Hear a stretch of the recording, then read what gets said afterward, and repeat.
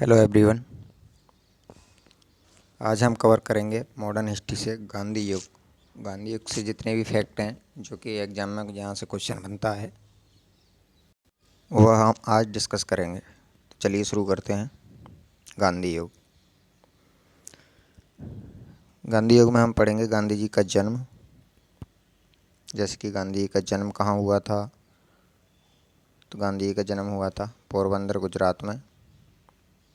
कब हुआ था? तो ये हुआ था 2 अक्टूबर 1869। इसी वजह से 2 अक्टूबर को गांधी जयंती भी मनाई जाती है, जिसे अहिंसा दिवस के रूप में भी मनाया जाता है। इनके पिता का नाम था करमचंद गांधी, माता का नाम पुतलीबाई, पत्नी का नाम कस्तूरबा गांधी।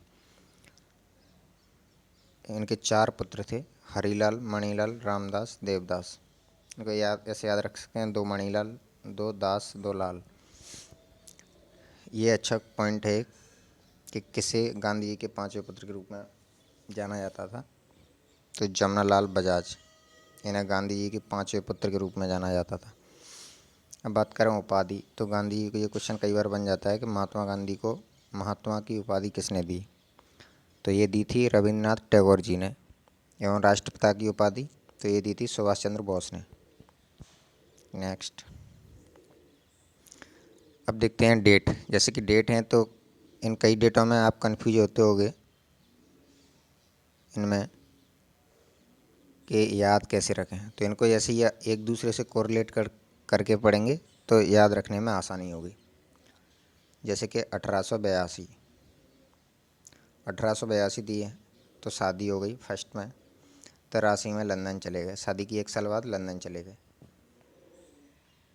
यहाँ पर इन्होंने लंदन से अफ्रीका, ये भी पॉइंट काफ़ी इम्पोर्टेंट है, अफ्रीका वाले।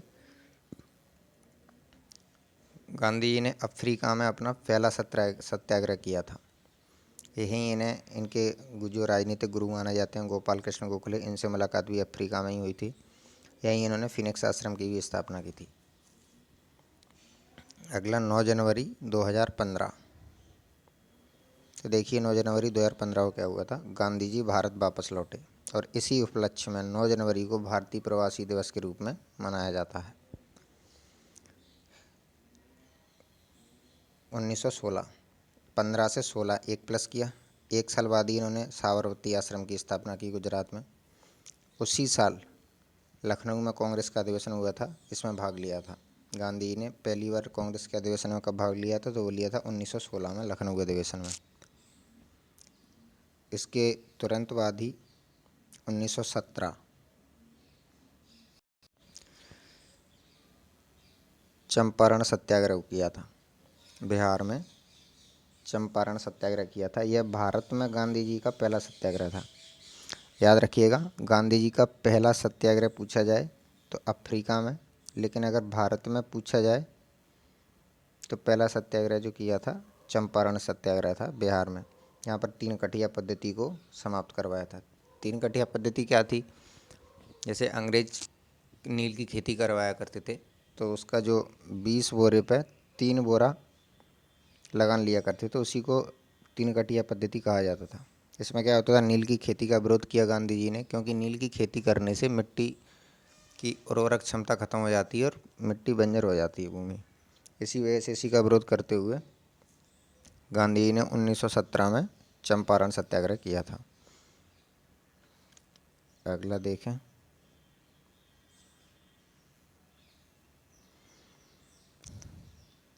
उन्नीस सौ 18 डेट याद रखना, 1918।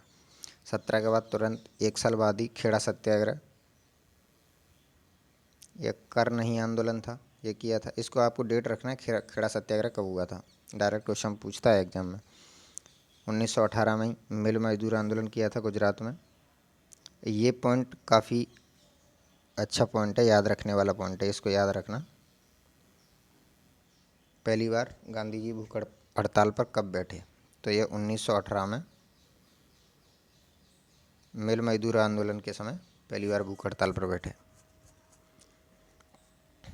इसके बाद 19 मार्च 1919 रोलेट एक्ट भारत आया, जिसे गांधी जी ने, ये पॉइंट याद रखना है आपको, गांधी जी ने इसके बारे में क्या कहा था। तो गांधी जी ने कहा था इसके बारे में कि यह बिना अपील, बिना दलील और बिना वकील का कानून है। उसी समय 1919 के बाद 13 मार्च को एक घटना हुई थी, 13 अप्रैल 1919 को जलियांवाला बाग हत्याकांड। आप सभी को पता होगा, या जलियांवाला जो बाग है ये जगह है अमृतसर पंजाब में। यहाँ पर जनरल डायर ने सभा कर रहे लोगों पर, निहत्थे लोगों पर गोलियां चला दी थी, यहाँ हज़ारों लोग मारे गए थे। इसकी जांच के लिए जिस आयोग का गठन किया गया था उसे हंटर आयोग कहा गया। उस समय पंजाब के जो गवर्नर थे वो थे Michael O Dwyer. So generally अपन याद रखते हैं जनरल डायर वही। इनकी मदद एक हंसराज नाम के भारतीय ने की थी। कहते हैं ना कि भारत के हर काम में एक ना एक विभीषण जरूर होता है। इस घटना के बाद गांधी जी ने केसर-ए-हिंद की उपाधि वापस कर दी थी। जैसे यह घटना हुई थी तो गांधी जी ने नाराज होकर अंग्रेज़ों को जो अंग्रेज़ों ने केसर-ए-हिंद की उपाधि दी थी उसे वापस कर दिया। कई लोगों ने अपनी उपाधियां वापस की थी, जिसमें रविन्द्रनाथ टैगोर जी भी थे जिन्होंने अपनी सर की उपाधि वापस की थी। चलिए अगला देखें, 1 अगस्त 1920। ये डेट याद रखना है आपको क्योंकि ये अच्छा पॉइंट है। असहयोग आंदोलन 1 अगस्त 1920 से शुरू हुआ था। यह अब तक का सबसे बड़ा आंदोलन था उस समय तक। तो इसमें आपको एक ही पॉइंट याद रखना है, असहयोग आंदोलन कब शुरू हुआ था, तो 1 अगस्त 1920 को। अगली डेट है 5 फरवरी 1922। इसको डेट को आप रिलेट करके पढ़ोगे ना, 18 में दो गाँव खेड़ा, 17 में मिल मजदूर, 1919 में फिर रोलेट एक्ट आया, 1920 में, 1919 में जलियांवाला बाग हत्याकांड हुआ, फिर 20 में असहयोग आंदोलन शुरू किया, फिर 22 में चौरा चौरी कांड हुआ। तो ऐसे रिलेट करके याद रखोगे तो आसान होगा। 5 फरवरी 1922 को चौरा चौरी कांड हुआ था गोरखपुर यूपी में। यहाँ पर किया गया था कि क्रांतिकारियों ने कई सारे पुलिसकर्मियों को, करीबन 25 से 27 पुलिसकर्मियों को थाने में बंद करके थाने को आग लगा दिया था, जहाँ पर उनकी जिंदा जला दिए गए थे पुलिसकर्मी। यहाँ पे एक पॉइंट और याद रखना कि गोरखपुर किस नदी के किनारे है, तो ये है राप्ती नदी। ताप्ती नहीं, राप्ती नदी, ये याद रखना। अगली डेट है 1924। बेलगाम अधिवेशन कर्नाटक की अध्यक्षता की थी। ये पॉइंट इसमें, जब ये चौरा चौरी कांड हुआ था तो गांधी जी ने असहयोग आंदोलन को स्थगित कर दिया था, तो उसी बीच गांधी जी को गिरफ्तार कर लिया गया था। उसके बाद गांधी जी 2 साल बाद जेल से रिहा हुए और 1924 में बेलगाम अधिवेशन कर्नाटक की अध्यक्षता की थी। ये पॉइंट भी याद रखना क्योंकि ये एकमात्र पॉइंट है जहाँ जो कि कांग्रेस का एकमात्र अधिवेशन है जो कि गांव में आयोजित किया गया था, बेलगाम कर्नाटक में, जिसकी अध्यक्षता की थी गांधी जी ने। अगली डेट है 24 के बाद 12 मार्च 1930। 12 मार्च को, ये काफ़ी इम्पोर्टेंट डेट है, दांडी मार्च या नमक सत्याग्रह की शुरुआत की थी गांधी जी ने, जो कि साबरमती गुजरात से दांडी के लिए निकाली थी। जिस पूरी यात्रा में 26 दिन का समय लगा और 26वां दिन यानी कि 6 अप्रैल 1930, ये यात्रा गांधी जी ने 78 लोगों के साथ शुरू की थी और अंततः इसमें 2000 लोग एकत्रित हो चुके थे। इसी बीच 6 अप्रैल 1930 को जैसे ये यात्रा समाप्त हुई तो उसी दिन गांधी जी ने सोचा जब इतने लोग इकट्ठे हो गए हैं तो क्यों ना एक बड़े आंदोलन की शुरुआत कर दी जाए, और 6 अप्रैल 1930 को ही सविनय अवज्ञा आंदोलन की शुरुआत कर दी थी दांडी से। अब इसका अर्थ क्या होता है, सविनय अवज्ञा यानी कि विनम्रता के साथ विरोध। जैसे लॉर्ड इरविन थे उस समय, तो उन्होंने कहा गांधी जी आप ये आंदोलन स्थगित कर दीजिए, तो उन्होंने हाथ जोड़े कहा देखिए भैया, आप जितना चाहो उतना मार लीजिए, गोली मारिए या डंडा मारिए, हम तो आंदोलन करेंगे। मतलब विनम्रता के साथ अपील की थी उन्होंने। इसी आंदोलन में सर्वाधिक महिलाओं ने भाग लिया था। अगली डेट है 4 मार्च 1931, गांधी इरविन समझौता। इसे दिल्ली समझौता भी कहा जाता है। जैसे ही आपको 4 मार्च 1931 की डेट दी है तो उसी समय एक पॉइंट याद आया होगा कि ये समझौता क्यों हुआ था। क्योंकि 12 नवंबर 1930 को पहला गोलमेज सम्मेलन हुआ था लंदन में। यहाँ पर कांग्रेस ने भाग नहीं लिया था इस वाले में, गांधी जी भी नहीं गए थे। तो इसी बात से उस समय ब्रिटिश पीएम थे, उनका नाम था जेम्स रैमजे मैकडोनाल्ड। उस समय ब्रिटेन के पीएम थे। तो उन्होंने कहा था इरविन से कि आप क्या कर रहे हो, गांधी जी को क्यों नहीं भेजा। तो गांधी जी अपने सत्याग्रह में अड़े हुए थे, सविनय अवज्ञा आंदोलन में। इधर इरविन समझौता करता है गांधी जी से कि बाबा मेरी नौकरी खतरे में है, आप दिल्ली समझौता कीजिए और आपकी जो भी मांगे उन्हें मैं मानने को तैयार हूँ। आप द्वितीय गोलमेज सम्मेलन में भाग लेने के लिए कृपया लंदन जाएं। उसी समय गांधी जी ने इरविन के सामने अपनी 11 मांगें रखी, जिनमें से प्रमुख मांग थी समस्त भारतीय कैदियों को रिहा किया जाए। इसमें अपना एक पॉइंट आता है कि भगत सिंह भी शामिल थे, लेकिन इरविन ने चाल खेलते हुए कहा कि हाँ ठीक है, हम सभी राजनीतिक कैदियों को रिहा कर देंगे। अब गांधी जी इस बात को समझ नहीं पाए या समझे जो भी था, उन्होंने हाँ कर दिया। जबकि भगत सिंह अगर वो चाहते थे तो उसकी फांसी को रोक सकते थे, उसकी छोड़ने की मांग रख सकते थे। लेकिन जैसे ही उन्होंने कहा कि हम सभी राजनीतिक कैदियों को छोड़ देंगे, तो गांधी जी ने हाँ कर दी। जबकि भगत सिंह एक राजनीतिक कैदी नहीं थे, वो एक वो क्रांतिकारी कैदी थे, मतलब आज़ादी के लड़ने वाले। तो उन्होंने भगत सिंह को नहीं छोड़ा था। और गांधी जी द्वितीय गोलमेज सम्मेलन 7 सितंबर 1931 को द्वितीय गोलमेज सम्मेलन में भाग लेने के लिए लंदन के लिए चले जाते हैं। उस बीच भगत सिंह को फांसी दे दी जाती है 23 मार्च 1931। भगत सिंह, राजगुरु और सुखदेव को एक साथ फांसी दे दी जाती है। नेक्स्ट, यहाँ पर एक पॉइंट और याद रखना, जो पहला गोलमेज सम्मेलन हुआ था 12 नवंबर 1930 को, इसमें भाग लिया था किसने? इसमें भाग लिया था अंबेडकर जी ने, और एक और थे, क्या नाम था उनका, तेज बहादुर सप्रू करके, जिन्होंने प्रथम गोलमेज सम्मेलन में भाग लिया था। यह भीमराव अंबेडकर एकमात्र ऐसी व्यक्ति हैं जिन्होंने तीनों गोलमेज सम्मेलनों में भाग लिया था।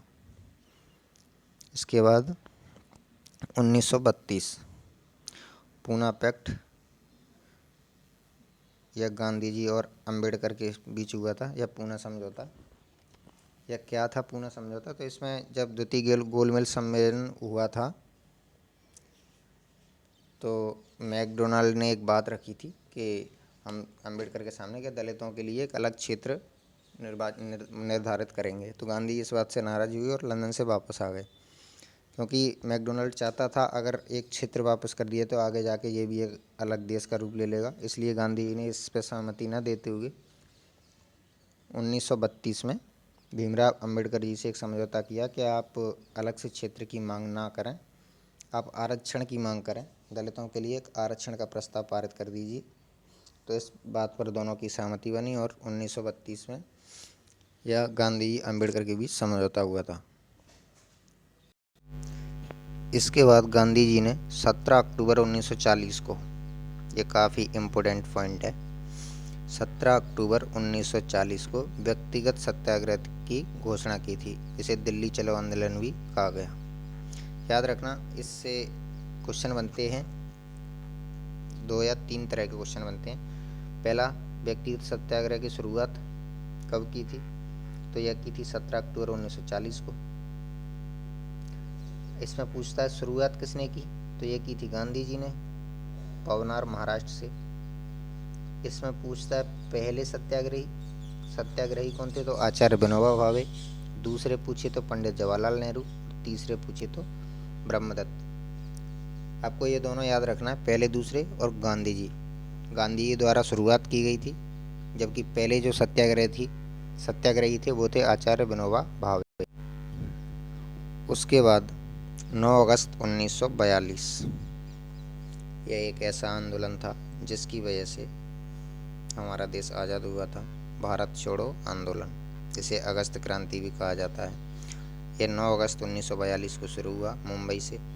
इसी आंदोलन के बीच गांधी जी ने करो या मरो का नारा दिया था। और जैसे ही इस आंदोलन की शुरुआत की गई थी तो उसी समय 9 अगस्त 1942 को ही ऑपरेशन जीरो आवर्स के द्वारा सभी को जेल में डाल दिया गया। उसके बाद 6 मई 1944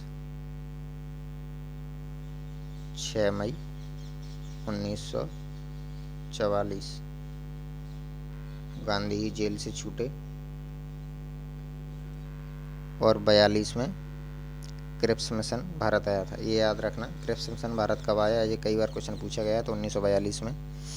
इसके लिए गांधी जी ने कहा था यह दिवालिया हो चुके बैंक का चेक है। ये पॉइंट याद रखने वाला है काफ़ी। गांधी जी ने इस बारे में क्या कहा था? गांधी जी ने कहा था यह दिवालिया हो चुके बैंक का चेक है। इसे मैं हाईलाइट कर देता हूँ, इसे याद रखना है आपको। और अंततः 30 जनवरी 1948, इसे कोई भी भारतीय भूल नहीं सकता इस दिन को, नाथूराम गोडसे ने गांधी जी की गोली मारकर हत्या कर दी थी। तो दोस्तों, आपको वीडियो कैसा लगा? मैंने जहाँ तक है गांधी जी से रिलेटेड जितने भी पॉइंट्स हैं जो एग्ज़ाम में बनते हैं या जितने भी आंदोलन हैं जहाँ से क्वेश्चन पूछे जाते हैं, उन सभी को कवर किया था। तो आपको वीडियो कैसा लगा कमेंट करके ज़रूर बताएं। आशा है कि आपको वीडियो पसंद आएगा। अगर आपको वीडियो पसंद आया तो चैनल को सब्सक्राइब करें, बेल आइकन प्रेस करें, लाइक शेयर करना ना भूलें। थैंक यू दोस्तों। आप हमारे पेज फेसबुक और इंस्टाग्राम पर भी फॉलो कर सकते हैं। जय हिंद।